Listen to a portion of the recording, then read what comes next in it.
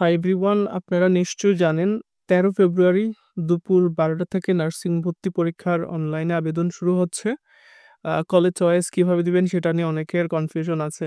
তো যারা আমাদেরকে নক করেছিলেন, আমরা হচ্ছে গত বছরে কে কত মার্ক পেয়ে কোন কলেজে চান্স পেয়েছিল, সর্বনিম্ন নম্বর কত ছিল, অর্থাৎ সর্বনিম্ন ১০০ তে কত ছিল এবং টোটাল জিপিএ সহ কত ছিল, সেরকম একটা পিডিএফ দিয়েছি। তো এটা অনেকে বুঝতেছে না। ওকে, সো আমি হচ্ছে লিস্টটা তৈরি করেছি খুব কষ্ট করে, with lot of effort। এটা হচ্ছে বিএসসি কোন কলেজে সর্বনিম্ন কত স্কোর ছিল, ১০০ তে কত এবং টোটাল স্কোর কত, জিপিএ সহ কত, সেইটার বিএসসি, ডিপ্লোমা ইন নার্সিং এবং ডিপ্লোমা ইন মিডওয়াইফারি ৩ টা আলাদা করে আরেকটা লিস্ট তৈরি করেছি। তো এখন আপনারা এটা দেখলেই বুঝতে পারবেন যে গত বছর কোন কলেজে সর্বনিম্ন কত মার্কে চান্স হয়েছে। এখন ব্যাপারটা হচ্ছে এটা কিভাবে জানবেন? এটা সেইম, আপনি কাইন্ডলি আমাদের হোয়াটসঅ্যাপ গ্রুপে জয়েন হতে হবে। হোয়াটসঅ্যাপ গ্রুপে এটার পিডিএফটা আমি দিয়ে দিচ্ছি। একদম ভেরি ক্লিয়ার। যেমন এই বছর যে সার্কুলার দিয়েছে আপনারা হয়তো নিশ্চয়ই জানেন, বিএসসি নার্সিং কলেজ হচ্ছে মোট আ ২৩ টা, এবছর আরো ৩ টা কলেজ নতুন করে এড হয়েছে। আ সার্কুলারে দেয়া আছে। আপনারা কাইন্ডলি দেখে নিবেন। ডিপ্লোমা ইন নার্সিং আগের মতোই আছে ৪৯ টা এবং ডিপ্লোমা ইন মিডওয়াইফারিও আগের মতো ৬২ টা। তো আ এই প্রত্যেকটা কলেজে কোন কলেজে কত মার্ক নিয়ে চান্স হয়েছে গত বছর সেটা আপনারা দেখে একটা আইডিয়া নিতে পারবেন এবং সেটা অনুযায়ী কিন্তু আপনাকে কলেজ চয়েসটা দিতে হবে। তো আমি সবসময় যেই সাজেশনটা দেই সেটা হচ্ছে আপনার জেলা এবং বিভাগের মধ্যে যে কলেজগুলো আছে সেগুলোকে ১ম দিকে চয়েস দিবেন।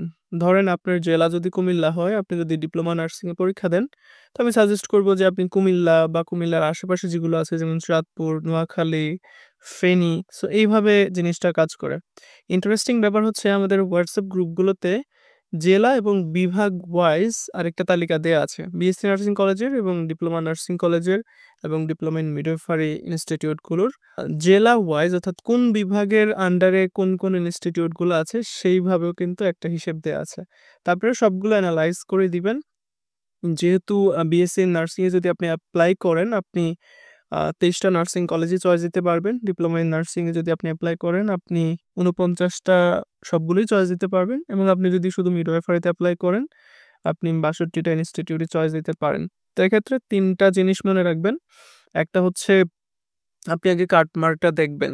ফর এক্সাম্পল ধরেন আপনি কুমিল্লাতেই এক্সাম্পলটা দিচ্ছি। ধরেন কুমিল্লাতে গত বছর মেয়েদের 71 এবং জিপিএ সহ সর্বনিম্ন ছিল টোটাল ১২১ পেয়ে চান্স হয়েছে কুমিল্লাতে। এখন আপনি আগে বিবেচনা করে দেখবেন যে আপনি 71 এবার পাবেন কিনা। তাহলে আপনি ফার্স্ট চয়েস কুমিল্লা দিবেন। সো এইভাবে জিনিসটা কাজ করবে। অর্থাৎ আপনি প্রত্যেকটা কলেজের কাটমার্কগুলা দেখবেন। সবগুলো তো আর ফার্স্ট চয়েস দেওয়া যাবে না। আপনাকে একটা ফার্স্ট চয়েস দিতে হবে, তারপরে ২য় চয়েস, তারপরে ৩য় চয়েস, এভাবে আপনি সবগুলো দিবেন। এবং সবগুলো দেওয়ার প্রক্রিয়াটা হচ্ছে অনেকে হচ্ছে নিজ জেলা বিভাগের মধ্যে আগে দেয়। অনেকে আবার একটু দূরের দেয়। সো আপনি দূরের দিচ্ছেন কিন্তু এমন একটা কলেজ চয়েস দেওয়ার চেষ্টা করবেন যেটাতে কাটমার্কটা একটু কম ছিল। তাহলে ভালো হয়। এখন ধরেন মিডফোর্ড বা হচ্ছে Dhaka nursing college, Sher e Bangla nursing college, মানে ঢাকার মধ্যে শহরের মধ্যে যেগুলা, অন্যান্য জেলা শহর যেমন ধরেন আম কুমিল্লা বা বগুড়া বা খুলনা, যশোর, এই যে মেইন যে জেলাগুলো বাংলাদেশে, সেগুলোতে কম্পিটিশন একটু বেশি। কাটমার্ক দেখলেই বুঝতে পারবেন। তো কাটমার্ক মানে এই না যে এই মার্ক পেলে এবারও চান্স হবে, বিষয়টা মোটেও এরকম না। তবে হ্যাঁ, এই মার্কটা পেলে আপনার চান্স পাওয়ার সম্ভাবনাটা একটু বেশি থাকবে এবং আপনাকে কলেজ চয়েসটাও কিন্তু সেভাবে দিতে হবে। তো কিভাবে দিবেন? আগে কাটমার্কটা দেখবেন। তারপরে সাজেশন হচ্ছে আপনার জেলা এবং বিভাগেরগুলো ১ম দিকে দেওয়ার চেষ্টা করবেন। তাহলে একটা প্রায়োরিটি থাকবে আপনার জন্য।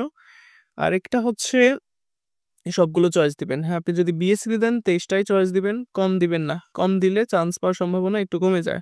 কারণ আপনার যদি লাস্টের দিকে মার্ক থাকে সেক্ষেত্রে আপনি যদি সবগুলো চয়েস দেন কোনো না কোনোটাতে, সফটওয়্যারের মাধ্যমে এটা নির্ধারণ করা হয়।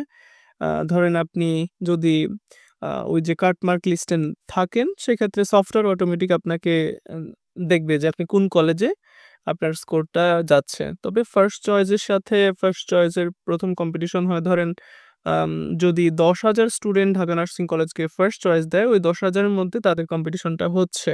তো সেক্ষেত্রে ঢাকা নার্সিং কলেজে যেমন আমি বলি বিএসসি নার্সিং এর ক্ষেত্রে ঢাকা নার্সিং কলেজ যেমন গতবার সর্বনিম্ন স্কোর ছিল 80 এখন কেউ ফার্স্ট চয়েস দিয়ে সে যদি 80 না পায়, ধরেন সে পাইলো 70, সেক্ষেত্রে সে কম্পিটিশন থেকে অনেক দূরে চলে গেল।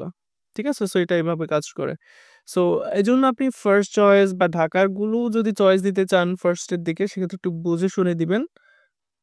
কেননা ঢাকারগুলোতে বেশি মার্ক লাগে এবং অন্যান্য কলেজ কোনটাতে কত মার্ক লাগে সেটা দেখার জন্য আমাদের হোয়াটসঅ্যাপ গ্রুপে যুক্ত হয়ে পিডিএফটা ওপেন করে দেখবেন। সো এই জিনিসগুলো মাথায় রাখবেন। মেইনলি যে আপনার ১০০ তে কত পাওয়ার টার্গেট, আপনার জিপিএ কত আছে এবং কাট মার্কগুলো দেখবেন প্রত্যেকটা কলেজে গত বছর সর্বনিম্ন টোটাল মার্ক এবং পরীক্ষায় প্রাপ্ত নম্বর ১০০ তে কত ছিল সেগুলো দেখবেন এবং ১ম দিকে নিজের জেলা বিভাগেরগুলো দেওয়ার চেষ্টা করবেন। এরপরে দূরে দিবেন যেগুলাতে কম্পিটিশন একটু কম। কেমনে বুঝবেন কম্পিটিশন কম? কাট মার্ক দেখে বুঝবেন। থ্যাংক ইউ সবাইকে। এটা ফলো করে এপ্লাই করেন।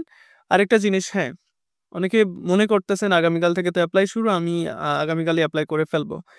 I will say আপনি ২-১ দিন ওয়েট করেন, কিছুদিন দেখেন, আরো কিছু জিনিস জানেন। YouTube বা Facebook এ আপনারা অনেক ভিডিও দেখছেন অ্যাডমিশনের জন্য কিভাবে অনলাইনে এপ্লাই করবেন, কিভাবে কলেজ চয়েস দিবেন। সো আপনাকে অনেকে অনেক কিছু বুঝাবে। বাট এইটার মতো কেউ বোঝাবে না। আর আমি যে লিস্টটা তৈরি করেছি এই লিস্টও কেউ তৈরি করবে না, যেটা আমাদের গ্রুপে পেয়ে যাবেন।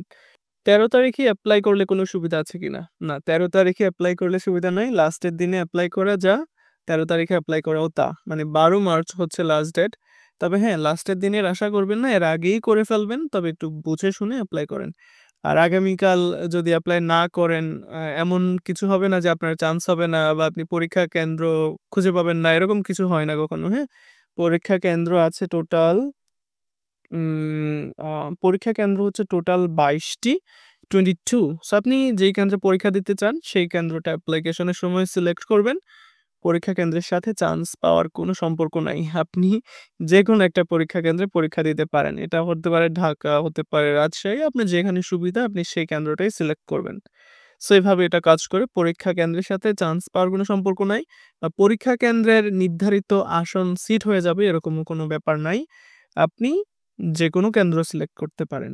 তবে হ্যাঁ, এপ্লাই করার সময় সবগুলো কলেজ চয়েস দিবেন আপনার পছন্দের পর্যায়ক্রমে এবং আপনি জানেন আপনি কত পাওয়ার সম্ভাবনা আছে পরীক্ষায় এবং কোন কলেজগুলো চয়েস দিলে কাট মার্কটা একটু কম হবে সে অনুযায়ী চয়েস দিবেন। ধন্যবাদ সবাইকে।